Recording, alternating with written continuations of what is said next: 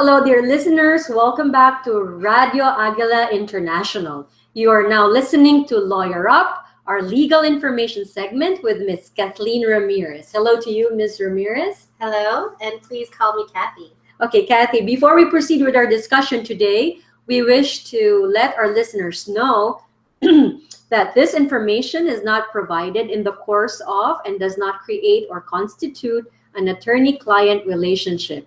It is not intended as a solicitation. It is not intended to convey or constitute legal advice and is not a substitute for obtaining legal advice from a qualified attorney. Today, dear listeners, we will talk about harassment and hostile work environment. We will find out if all hostile work environments are illegal. But first, let us ask Ms. Ramirez, Kathy, what is harassment in the workplace? We say in the workplace because harassment occurs anywhere and everywhere. But when it comes to the workplace, what is the legal definition or description for it? Harassment occurs when an employee is forced to endure a hostile, offensive, or intimidating work environment because of a protected category. Okay, when you say protected category, is this similar to the categories that we talked about last episode concerning discrimination? That's precisely correct. The categories that we mentioned included race, color, religion, sex, national origin, age, disability, or genetic information. Also, one can be harassed after making a discrimination complaint, which is a form of retaliatory harassment. Okay, we'll discuss more about retaliatory harassment later. So if one is discriminated against because of the protected categories that you just mentioned, is that considered harassment too? Yes. Okay, so discrimination can be equivalent to harassment. Correct. Okay, who in the workplace can be a harasser? Anyone. The victim's supervisor, a supervisor in another area that maybe the employee does not report to, a coworker, even someone who is not an employee, maybe a client or a customer of the employer. Okay, can someone of a lower standing or of a lower pay grade in the workplace be complained as a harasser? Yes, there's a common misconception that sexual harassment is an abuse of power. I would think that. That the person harassing must have some kind of supervisory authority over you. Yes. But that's actually a misconception. Okay. So in a case that was decided in West Virginia, the lower court said, the lower court found that the employer told the supervisor, you handle it. Okay. And that the supervisor had the controls in place to take care of it. However, the complainant here is the supervisor. That's correct. He's complaining as subordinate. He's complaining against someone who reports to him. Okay. In this instance, the reason why he complained to upper management is because he actually felt like management would not be supportive of him complaining about this individual. Because it's very possible that your supervisor is good friends with your subordinate. And that the subordinate might be protected by your supervisor. The court pointed out that there are some circumstances where you take care of it is just not adequate. For example, an entire crew of male harassers are harassing a supervisor. And so the female supervisor would likely need greater assistance from her employer than a flippant, you take care of it or you handle it. The court also gave an example of a female employee would probably be powerless to discipline a 6'5", 300-pound ex-felon with a history of violence. She probably wouldn't really know how to handle that.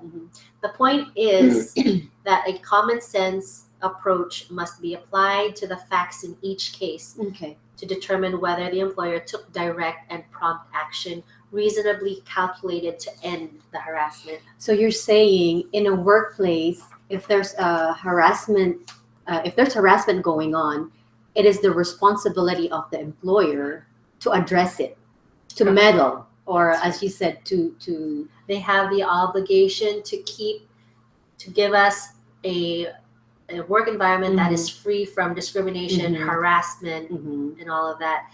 There are instances where you might have a private cause of action against the individual who's directly harassing you. Yes. Perhaps a civil harassment, perhaps even a criminal harassment case. And in those instances, you should make a report to your local law enforcement to create the record first, and then it'll be up to the state prosecutor if they want to file a charge on your behalf. But if you want your work environment to be improved on, that is the obligation of your employer. You don't. Not a lot of us have. Few of us have the luxury of walking off the job and saying, "I quit." You know, you're stuck with this job, and it's going to take probably a couple of months before you find a new job. That's true. So what are you supposed to do between that time? You're not in a position to. Your employer is not allowed to make you endure a hostile or a harassing environment. Okay, well said. Now that we have identified who in the workplace may be or can be a harasser, and now that we have established grounds of filing a harassment complaint, how do we prove it? Because if you're complaining against somebody that you're being harassed, I think you will have to prove that you are being harassed. So how do you do that? The law does not protect simple teasing, offhand comments, or isolated incidents that are not very serious. Harassment is only illegal when it is so severe or pervasive that it creates a hostile or offensive work environment, or when it results in an adverse employment action, such as being fired or demoted. So we mentioned severe or pervasive. Okay, could you define that for us? Yes. The level of severity or pervasiveness is directly inverse. Okay. So the more severe the conduct, the less pervasive it has to be. Okay. Sexual assault is very severe. Okay. Okay. So it doesn't have to happen every day. Even a one-time occurrence of sexual assault rises to the level of harassment. Pervasiveness refers to the frequency. How often is the conduct occurring? Is it every day? Is it every week? Every month? So those are the definitions. Keep in mind, though, if you don't have severity or pervasiveness, if you were just fired as a result, then that already rises to the level of harassment also. But situations can be severe and pervasive at the same time. Am I correct? Yes. Yes.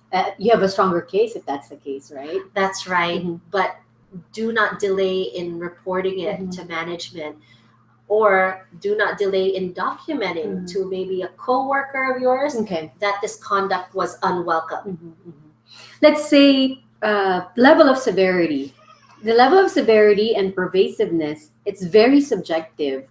When does the law consider it severe and pervasive enough for your complaint to be valid? We take direction from case law. Okay. Ellison v. Brady and Harris v. Forklift Systems. Okay. These two cases established the test to be applied to determine whether conduct is sufficiently severe or pervasive to alter the conditions of employment and create a hostile work environment. Okay. We can talk about those cases. Okay, let's start with the first one. All right. So the first thing we need to take away here is the focus is on the conduct of the harasser. Okay. Okay. Whether that conduct was severe or pervasive. Who determines that? How do we determine that? The fact finder or the court, and they will look at things such as a reasonable woman perspective. If the complainant is a woman, then they look at it from a reasonable woman's perspective. If the complainant is a man, then a reasonable man's perspective. Okay, and it requires a discussion of these cases because they give us a lot of details. Okay. So the first case I mentioned was Ellison v. Brady. Okay. It's a 1991 case.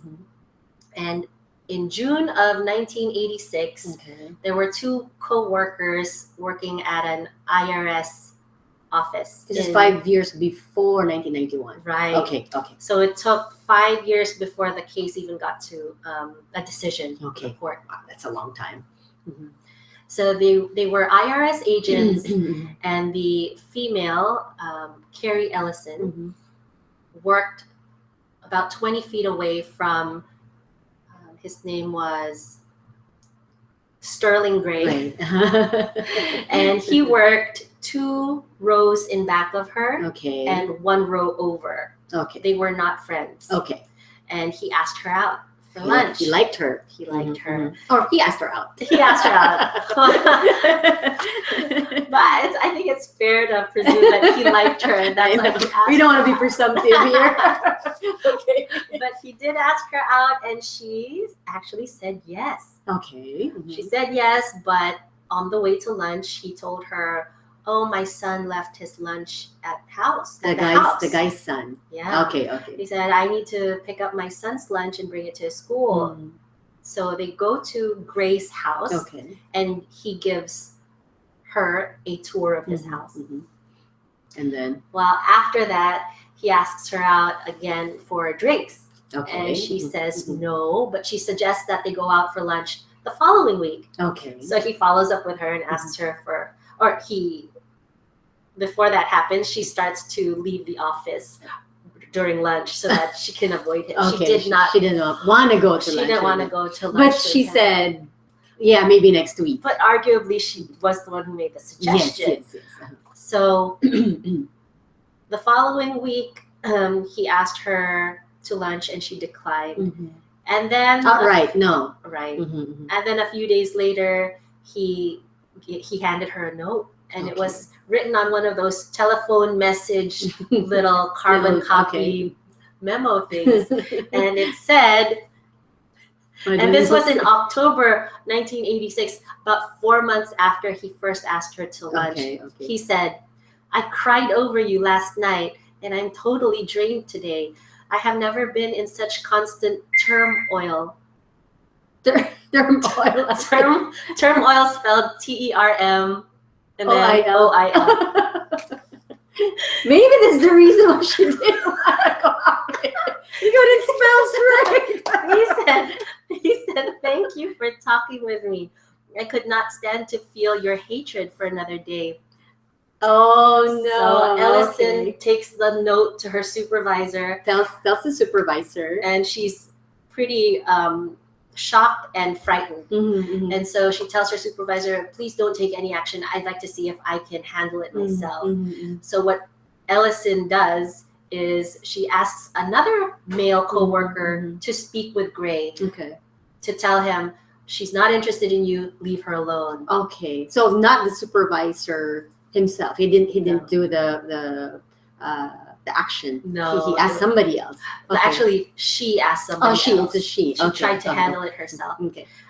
After that, for 4 weeks, she left for training in a different state.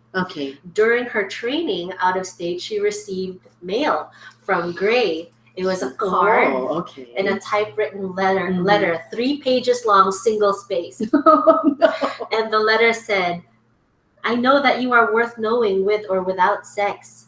Leaving aside the hassles and disasters of recent weeks, I have enjoyed you so much over these past few months. That's scary. Watching you, experiencing you from oh so far away, admiring your style," and I think he meant to spell elegance. "Don't you think it odd that 2 people who have never even talked together alone are striking off such intense sparks? I will write another letter in the near future." So he's somewhere else. He's escalating.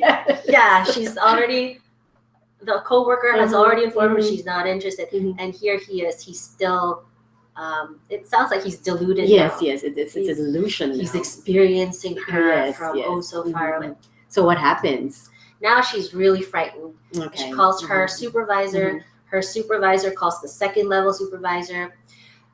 And Ellison asks to be either transferred or for Gray to be transferred.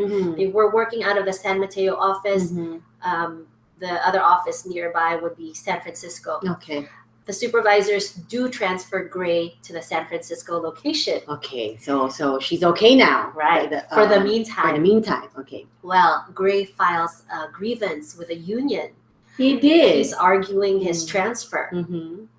So we don't have the details of what that grievance was about, but the result was the union found in his favor and had him transferred back to the San Mateo office where Ellison was. Okay. So Ellison was informed that he was about to come back. Okay. So she files a sexual harassment complaint and she files for a transfer. Oh, this is federal, right? These are federal okay. employees. Okay, so she files it with internally with an EEO counselor. Okay, okay. And then the agency gets to do their investigation. Okay, okay.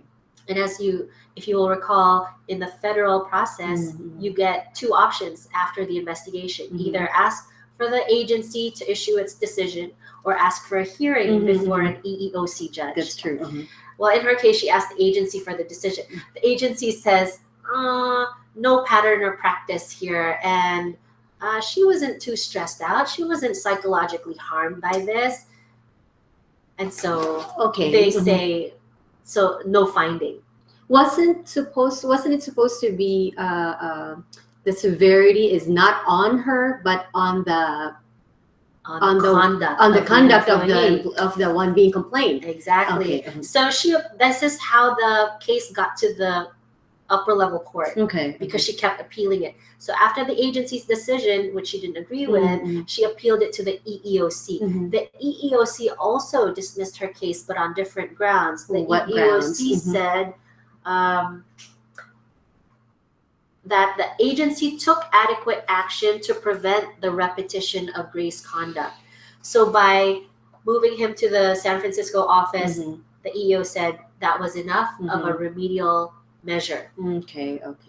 Well, she appealed it to the federal court. Okay. The federal court disagreed with both the IRS and the EEOC. So the federal court ruled in favor of Ellison. Yes. What did they do? And in this case, they said, the discrimination laws do not require that you suffer a mental breakdown before you're protected by the law. True. That would be too late. Right. This is somewhere between outright rape and slight jokes. That's true. Comments. Right. So this is where the court started talking about severe and pervasive. Okay. All right. That was just part one of our discussion today with Miss Kathy. We are talking about harassment and hostile work environment. When we come back, we will ask if Kathy could give us more concrete examples that best portrays harassment in the workplace. You're listening to Radio Agila International, and this is Lawyer Up. Please stay tuned.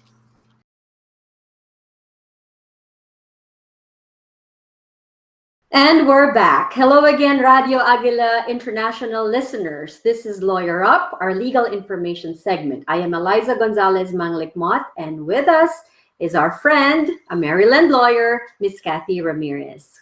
Hello again, Miss Kathy. Hello again. Before we went on break, dear listeners, we were discussing this case. It's Ellison v. Gray, correct? Correct. And we said that the federal court ruled in favor of Ellison.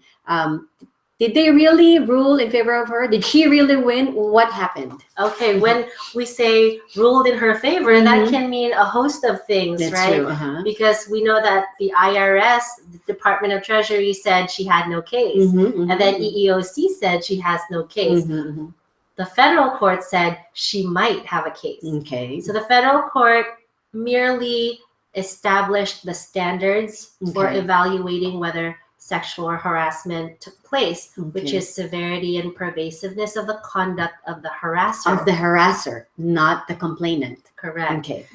But there's a second factor. There's a second analysis that the lower court must undertake, which is whether the employer took remedial action to avoid the liability for sexual harassment. Again, Ms. Kathy, the case we're talking about, or the complaint, was not against Gray. Correct. It was against the employer. Okay, so for the employer to avoid such complaints, they're supposed to have what do you call that? They take action. They take okay. Proactive action to avoid liability. They should educate and sensitize their workforce to eliminate conduct which a reasonable victim would consider unlawful sexual harassment. Also, remedial actions can be taken to avoid liability, such as they must be reasonably calculated to end the harassment. They should be assessed proportionately to the seriousness of the offense. Employers should impose sufficient penalties to assure a workforce free from sexual harassment. The court will also take into account the penalty's ability to persuade potential harassers to refrain from unlawful conduct. Okay, so prior to a complaint being filed, let's say, what steps can the employer take to avoid having a complaint? First line of defense, yes, always is, it's in our policy, it's in our handbook. Here's the policy against sexual harassment. Here's the policy for reporting or filing a complaint regarding sexual harassment. So if an employer can show that, then it's up to the complainant now to argue, well, if your policy was in fact effective, why did this take place? So the argument is the policy is ineffective because, let's say, it's my supervisor who's harassing me. Okay, so there's intimidation there. Right, and now I'm fearful. How am I supposed to make a report directly to my supervisor? That's true. So there should be also alternative means of reporting if the person harassing you is within your chain of command. Okay. All right. Could you cite some more examples which best portrays harassment in the workplace? What harassment acts are there that one can say, okay, I fall under this. This is what happened to me. I'm filing a complaint. And we want to make sure that the audience understands that harassment is an uphill battle for the complainant. It's one of the hardest things to prove because you have to prove so much. It's really a matter of the totality of the circumstances, and some judges might not see it the way other judges might see it. That's why it's so important, if it's an employment discrimination case, have it in the EEOC, have it heard by an EEOC judge. And if you can wait for the judge to make the decision rather than pulling it out and bring it into a federal court. Are you saying this because the EEOC is more experienced when it comes to this? Yes, they are the federal agency that has the specialization of employment discrimination. They are the ones that create the rules, the regulations to interpret the laws. And so they handle it. They deal with this on a day-to-day basis, as opposed to your federal judges or your state judges who they listen to all kinds of civil matters. That's true. And when we say harassment, we don't only mean sexual. Yes. What are the other harassing acts that are included in this? So these will likely refer to those protected categories, such as race, so racial slurs or offensive remarks based on a protected characteristic. Like, give us an example, Miss Kathy. So we all know what the N word is when it pertains to African Americans. You know already that courts have held that the N word is a racial slur, that is a racial epithet. So even though people of the same race. Yeah, I was going to ask that. What if an African American uses it in a joking way towards another African American? Yes. For some of them, they find that this is acceptable, right? Okay. But in the courts, be ready. If that person is a coworker and decides to sue you, to try to sue your employer for racial harassment because you're using this word against him or her, be ready for a lawsuit. Okay, so that's a slur or offensive remarks based on protective characteristic. What else? Offensive jokes. Okay, jokes. How offensive is offensive? Because one joke may be so offensive to me, but they would be so funny to you. So where do we draw the line? Right. It's always the reasonable person standard. Okay. So we've got another court case, Supreme Court case, Harris v. Forklift Systems.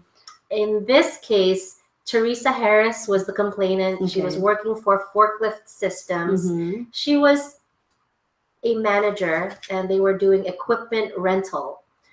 And her boss or her supervisor was Charles Hardy. Okay. Actually, he was the president. Okay.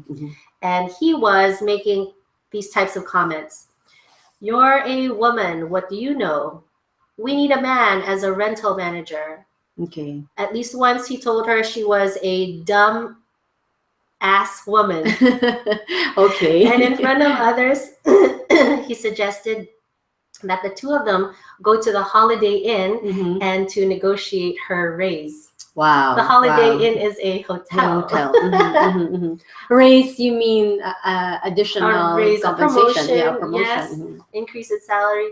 He would occasionally ask her and other female employees to get coins from his front pocket. He threw objects on the ground in front of Harris and other women and asked them to pick the objects up. So it's not just Harris, it's in front of everyone else. It's other women. Okay. He made sexual innuendos about Harris and other women's clothing. And do they laugh? Do they find his jokes funny at all? I can't speculate. The case doesn't talk about it, but in other workplace scenarios, you can imagine some women react differently to it. Yes. Some of them probably don't say anything. Some of them maybe nervously giggle or laugh. Some probably show that they don't like it. So she actually, one day, Harris spoke to her boss and told him these things bother her. She found them offensive. So he said he was just joking and he apologized. To Harris? Yes. Okay. And he said he promised he would stop. And based on this, she stayed on at the job. Okay. However, did it stop? He couldn't help himself. One day when she was arranging a deal with one of the customers, he asked her again in front of other employees, what did you do? Promise the guy something on Saturday night. So implying that she promised a sexual favor. So to get the deal. Right. Following that, she collected her paycheck and quit. She did? Yes. Oh, and then? And in this case, the court said, yes, these pervasive innuendos, when the workplace is permeated with discriminatory intimidation, ridicule, and insult that is sufficiently severe or pervasive to alter the conditions of the victim's employment and create an abusive working environment, the discrimination statute is violated. Okay. What else aside from jokes? Oh, drawings, cartoons, and pictures that depict people with a protected characteristic in an unfavorable light. You know what? I remember I watched this movie once. It's the title was Freedom Riders. It's actually based on a true story. There was a scene there where one of the students started drawing a cartoon or a drawing of an African American, but he drew it with such big lips. Okay. And posted it on, he passed it around or something. And the teacher saw it. So what she did, she got it, she posted it on the board, and then she said, this is no different compared to a similar drawing used by the Nazis or by Hitler, where they would post pictures of people of the Jewish race, but instead of big lips, they would draw them with extraordinarily big nose. Okay. That is that's racial discrimination right there. Yes. And that was a very good point that the professor made, that these depictions of people, even though they're in the form of drawings or cartoons, will rise to the level of race discrimination. That's true. If this happened in the workplace and somebody complained to their supervisor about it, it would be reasonable for that supervisor to understand that this person is complaining because this particular illustration is referring to a racial, maybe a feature of someone in the African American descent, right? So in that situation, this particular individual would have already opposed the discrimination by bringing that to the attention of their supervisor. Okay. What else aside from drawings? Threats. What do you mean? Of what nature? Probably threats of violence. Because of bodily injury. Maybe they're just so annoyed with someone of another race.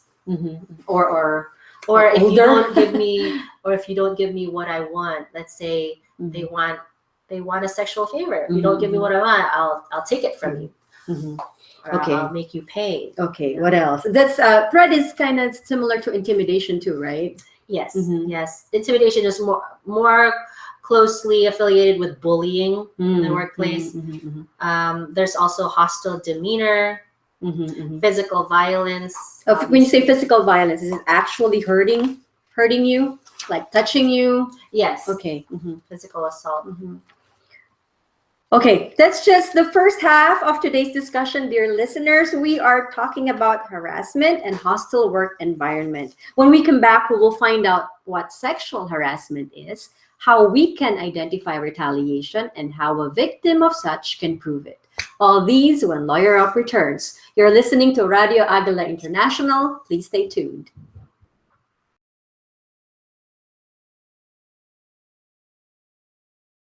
Welcome back to Radio Agila International. You're still listening to Lawyer Up, our legal information segment with Ms. Kathleen Ramirez.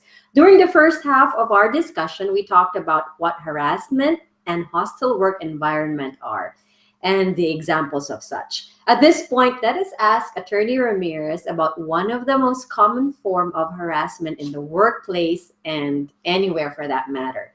Ms. Ramirez, enlighten us. What is sexual harassment? Sexual harassment falls under sex or gender discrimination. It is defined as any unwelcome, that's the key word, unwelcome sexual advance or conduct on the job that creates an intimidating, hostile, or offensive working environment. Any conduct of a sexual nature that makes an employee uncomfortable has the potential to be sexual harassment. Okay. Could you give us a concrete example or a case where the complaint was sexual harassment?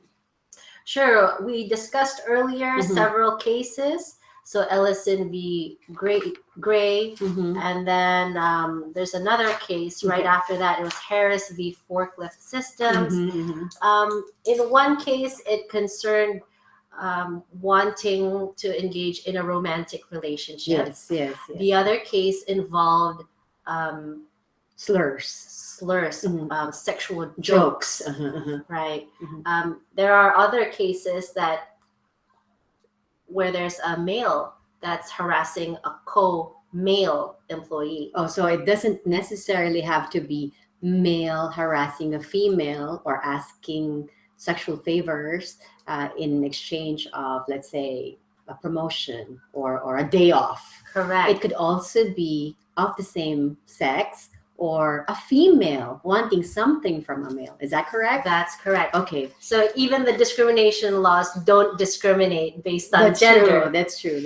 But most commonly, it's the male is the one harassing. That's the most common cases. Is that correct? Yes. And actually, that's why that one case decided that it should be from the perspective of the reasonable woman if a woman is complaining, because the court even announced that there's a disproportionate amount of women who are victims of rape and sexual assault as opposed to men. So women are a lot more sensitive to what might happen after a sexually explicit joke is said or advances are made. The tendency or the probability of a sexual violence occurring is always there in the back of a woman's mind. Okay, you mentioned earlier that it is not always that the harasser is of superior status than the one being harassed. It could also be the other way around, right? Yes.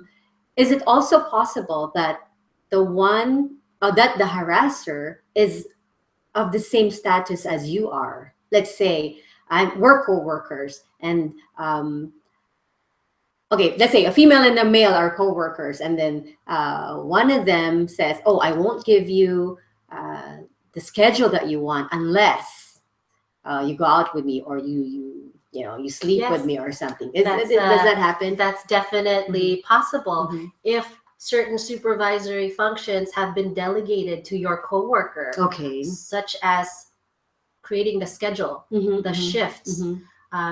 So he's able to give overtime hours or a more favorable time slot, and he's asking for a sexual favor in exchange for a favorable time. That is called quid pro quo, something for something. Okay, and you have grounds to air it to your employer. Yes. Is that right? Yes. Okay. There's a movie that I recently watched again. It's the title is Confirmation. It's about it's a true story. It's about Alicia Hills filing a sexual harassment complaint against her former employer, which is Judge Clarence Thomas. Although her claims were not, let's say, proven true in court, because the burden of proof was placed on her, unfortunately. Still, the simple fact that she said something gave awareness to many who suffered the same kind of harassment. It says here, Ms. Kathy, that after the hearings, the number of sexual harassment complaints more than doubled between 1991 to 1998. And to be exact, from 6,883, it rose to 15,618, and women demanded better legal protection. Congress also passed the Civil Rights Act of 1991, providing damages for the full range of injuries that victims might suffer. This is where what you talked about, that companies, they also took notice and they started implementing anti-harassment policies and company training programs. Ms. Kathy, despite this awareness, sexual harassment still takes place. Do you agree that some are just plain, for lack of a better term, ignorant or clueless? Or can that be used as their excuse that, oh, I didn't know it was it was harassment to you. I didn't know. I was just right. that, yes, that is a possibility. But it's not an excuse. So we all know that ignorance of the law is not an excuse. And it is the employer's responsibility to educate and sensitize their employees as to what conduct is and is not acceptable. Okay. But the truth is that a majority of the cases of harassment, legitimate harassment, goes uncorrected, goes uncomplained of, because the women, not even just the women, the victim feels like somehow maybe they were at fault for it, Yes. or that no one will believe them. They don't want to be labeled as a troublemaker, and so they just keep it to themselves and keep trying to climb the corporate ladder. It's said that sometimes if you're a victim of harassment, your initial reaction is to blame yourself. It's like, it's my fault. I invited it, or I was too friendly. What examples do you have that a victim came to the realization that it's not her fault and she has the right to complain? So there are instances where perhaps the victim and the harasser were in a romantic relationship. They were dating. So in that case, there was welcome sexual Initially. conduct, right? Initially. But then they broke up. Okay. And let's just give an example.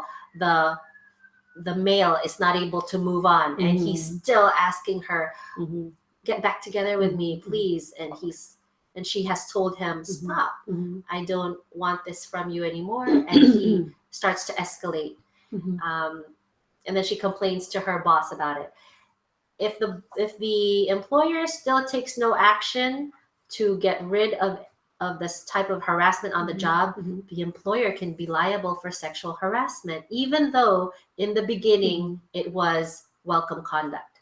Okay, you mentioned, let's say he couldn't move on. Sometimes it would fall under delusion. He would think that there's still something there. Is that a grounds? Can delusion or a psychological condition, can it be used as grounds to file a complaint? How do you prove that? Well, I would think that that would be a basis for a defense in a criminal action for stalking. Maybe the psychologist would be able to say, this guy is just, we're pleading insanity. Don't hold him liable for his behavior. But still, your employer will still be held liable for the harassment if they do not provide a remedy to prevent and correct it. Okay. For example, someone makes an excuse that verbally expressing comments about someone's body is a form of admiration.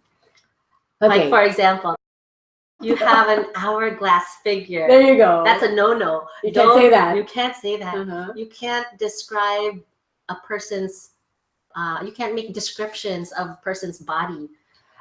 If you want to compliment on her attire, it's better to say, that's a lovely dress, rather than, I love the way you look in that dress. Okay, so it's a very thin line. Yes. It's a very gray, there's a gray area there. The use of words, it can determine if you're harassing somebody or you're just plainly admiring the person. Right. It really takes a lot of politics. That's true. To be able to be successful in the workplace. Even the person's scent, if you're appreciating their perfume. So you can say, I like how you smell. Yeah. Don't say, I like how you smell. Rather than say that, say, I love that scent. That's a pleasant scent you're wearing. Okay. What if that's how polite you are? They say, I love that scent, but it still makes another person or your coworker uncomfortable. Reasonably, you wouldn't know that unless you're told it's unwelcome. So if this person tells you, please don't say things like that to me in the future, best no matter how nice it is. No matter how nice or good your intentions are, just stop.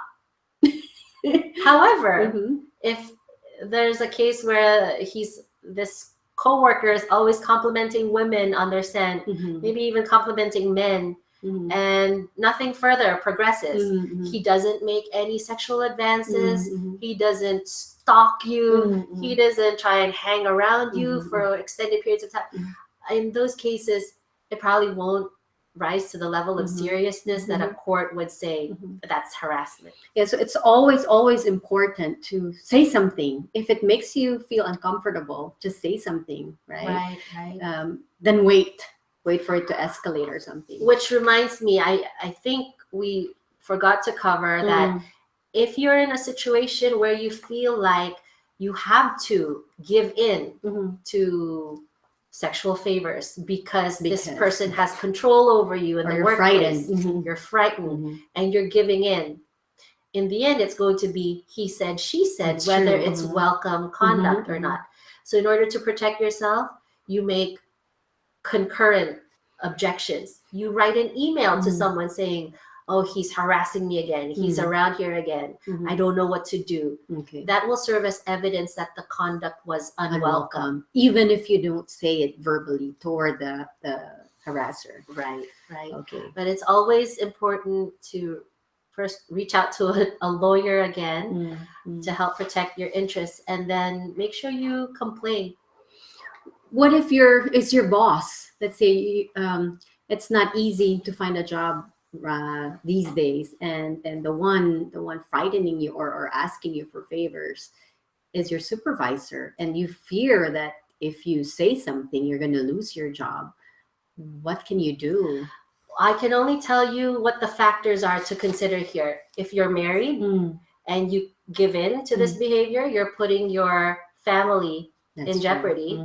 That's the one thing. The second is your own worth, your self-worth. But there are other considerations, such as can you afford to lose this job? Mm. Yes, you're protected by anti-retaliation laws. Let's say you complain and then you're terminated. Can you afford it? Can you afford being out of a job for the next X number of months? Mind you, there are unemployment benefits, right? So if you can, there are some people who are successful in getting unemployment benefits while looking for another job because they've been harassed on the job. But every situation is different. That's true. I'd like to cite another example. Doctors are in a very precarious situation because every disciplinary measure, every termination is reported to the medical board. So let's say a physician feels like she's been discriminated against. She complains. She's retaliated against and terminated. She now is looking for a job, but has to explain to every single employer why she was terminated. Wow. And she has to explain to the medical board. So not every situation is ideal. Litigation, filing complaints is not to be taken lightly. That's true. You should really think of all of the different factors affecting the decision. Okay. So as much as possible, never at any time reciprocate, not even verbally, any uninvited advances that you feel is a form of harassment, sexual or That's a good rule otherwise. of thumb, yes. Let's say sexist remarks. How can you qualify that as harassment? Sexist remarks such as women are good for only the kitchen. That's true. You could say that's a no-no, right? Right. You cannot. Yeah. A woman can't do this job. You know, because you're too soft. Because you're a woman. Yeah. Like that. Or yeah. Okay. Okay. When we come back, dear listeners, we will find out what the elements of retaliation claims are, or what is retaliation. You're listening to Lawyer Up. This is Radio Agila International. Please stay tuned.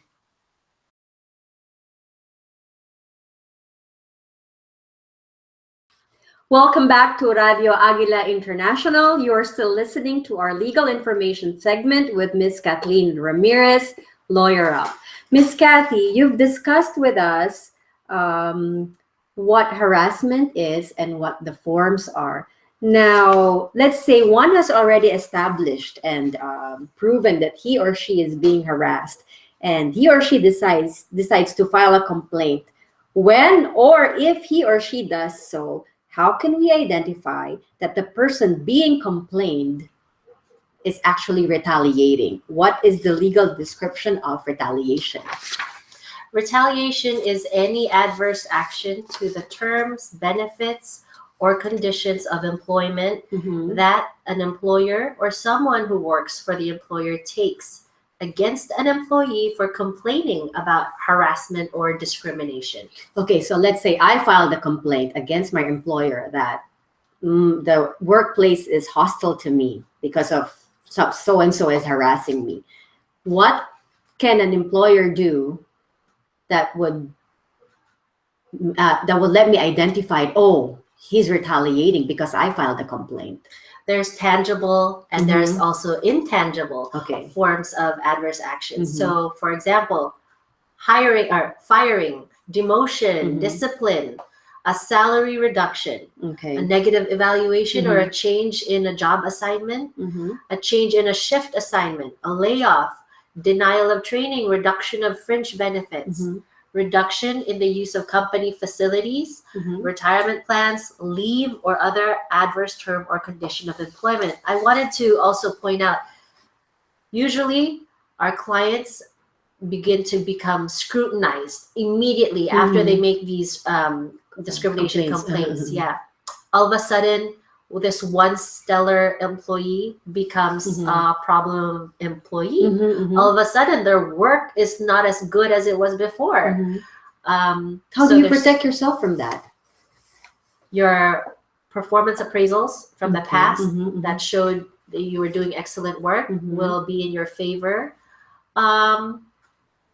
Also, it's important, and we did point this out in the last episode, that it's important for you to make friends in the workplace. Okay. These friends of yours will eventually become Mhm. your witnesses. Mhm. You need to have strong relationships with your coworkers Mhm. so that when the time comes Mhm. and you need their help, they will be testifying on your behalf. What if these friends of yours are also your coworkers and they fear, let's say you file a complaint, you ask for their help. What if they fear that they would be retaliated against too? Can that That's happen? a common occurrence, Mhm. yes. And everyone is different. Most of them are afraid of retaliation. But since these complaints usually take some time, there are some changes that occur in the work environment. Some of these employees resign or are also fired later on. Wow. There's a change, and so now they're willing to give you favorable testimony. Okay. Because you were friends with them, they will be able to give you that testimony now. What if you're not very social? What's your plan B? Document it. Yes, you need to document, send yourself emails of what's happening. You can. It's like a journal. You can do a journal, a physical journal. Actually, I do that if I want to secure that I don't lose a document. I email it to myself. Yes, and people will use their work email and send it to their personal email. Okay. Because you can bet that soon the company will also start deleting emails that are incriminating. Exactly. They can do that. Yes. The email system, the computers, all of that belongs to your employer. So they're entitled to any information that's in there. Okay. Let's say you filed a complaint on this date. And then after that, you received a notice that you're being laid off. Of course, you're going to think, oh, it's because I filed a complaint against my employer. What if they say, oh, even before you filed the complaint, you were already on the list of the people that we're going to let go? That's a very good defense. And in fact, so the three elements of retaliation include protected activity. You either opposed discrimination or you participated in the complaint process. Okay. And then you've got an adverse action, one of the things that we just enumerated. Excuse me. And third is the causal connection. What is that? You have to show that the protected activity is the but-for reason for the adverse action. That means it can't have just been one of the excuse me, one of the motivating factors. If it was the reason for your termination, then you can prove retaliation. Okay. If you are a friend of the complainant, you're a friend or you're a supervisor or your coworker, and you feel like you're an object of retaliation too, can you file a complaint? Yes, those protected include those who are closely associated with someone who also filed a complaint. Okay. All right. I wish we had more time, Kathy. Is there any other information you would like to share with our audience before we say goodbye to our listeners? Just that when we speak of the but-for causation, think of it as if an object were being moved by two forces. Okay, and each one is capable of moving the object on its own. Okay. So if your layoff was already being planned and there are emails and discussions, upper level management discussions about planning your layoff, then you likely will fail on your retaliation claim. Even if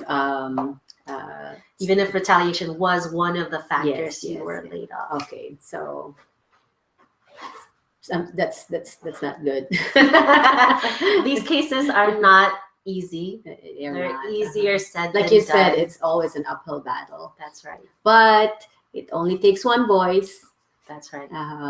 If you want to say something, don't just sit there. Exactly. Okay. I wish we had more time, dear listeners.